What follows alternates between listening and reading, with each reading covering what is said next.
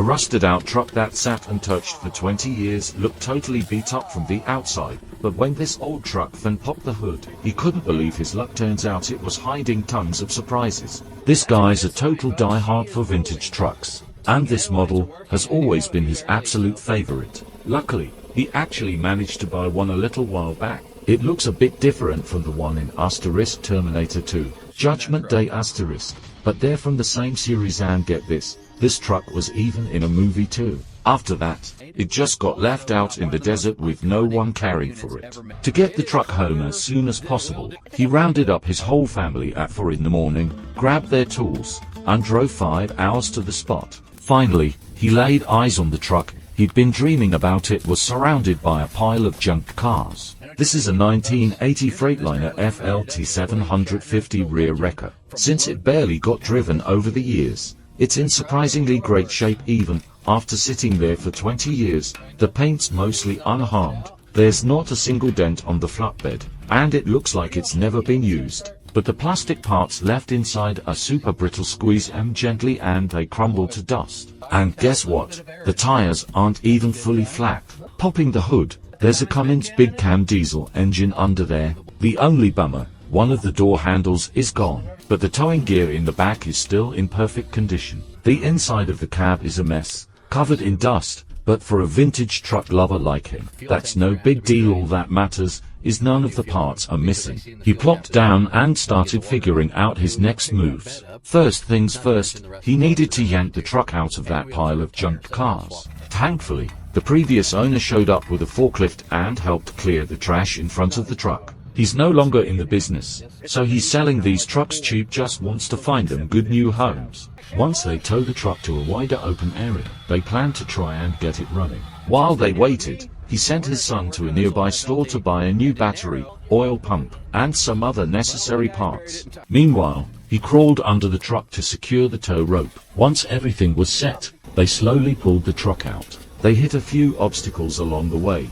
but in the end, they got it out safely without any major issues. Now that the truck was fully visible, he was stoked with how it looked. Little problems like the door not closing right, he just brushed them off. The previous owner said the truck was basically trouble-free, ran great until it was parked. You could even tell from the license plate that it had been sitting idle for almost 20 years. Right then, his younger son got back from the store. Since the gas cap was missing, the tank had filled up with dirty water, so he got to work siphoning that out. The guy climbed up on the roof to attach ropes. He needed them to open the hood because the hydraulic lift for the cab was broken. They messed around with it for a while before the cab finally started to lift slowly. The engine bay was dusty, but there was no serious rust, and all the parts were still there. Well, except for a huge pile of some unknown animal's poop on the engine. He leaned in to smell it, and yep, it stank. He had to use his favorite pocket knife to scrape it off. On the other side,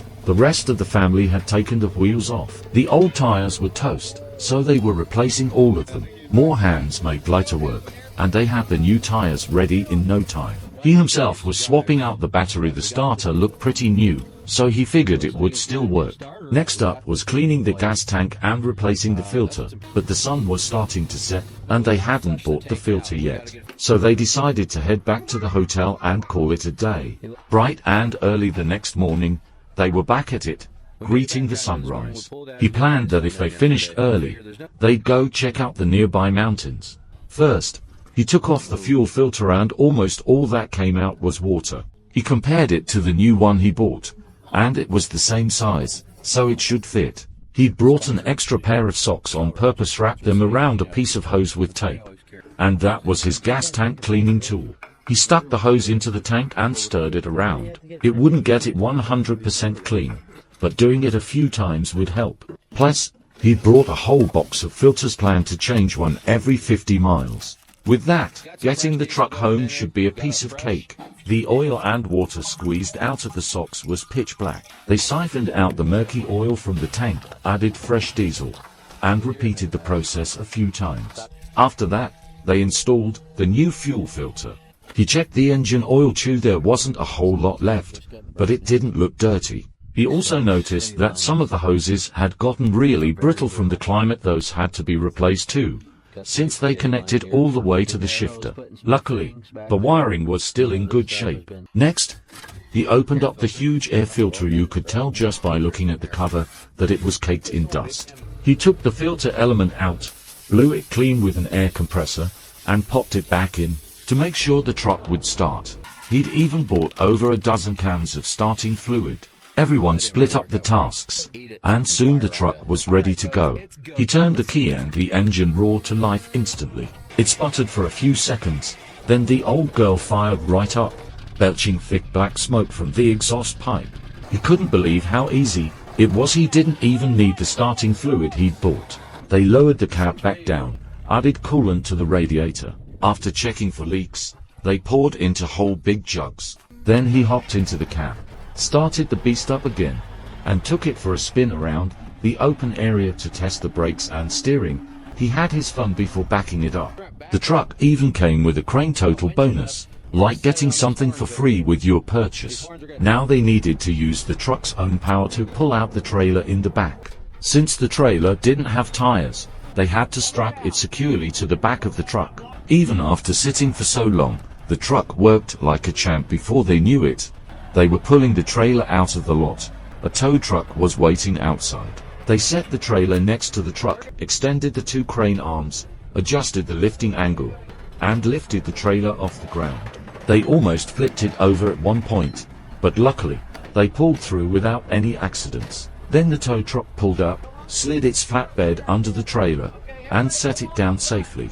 Adjusting the angle was all done by hand, no fancy tools needed. Everything was packed up and ready to go. They hit the road for home.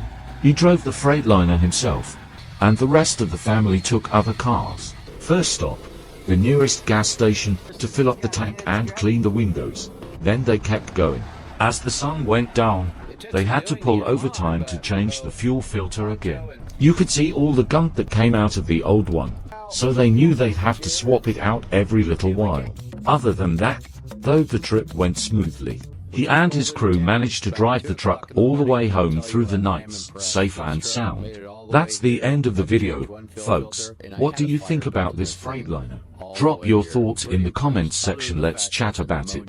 See you next time.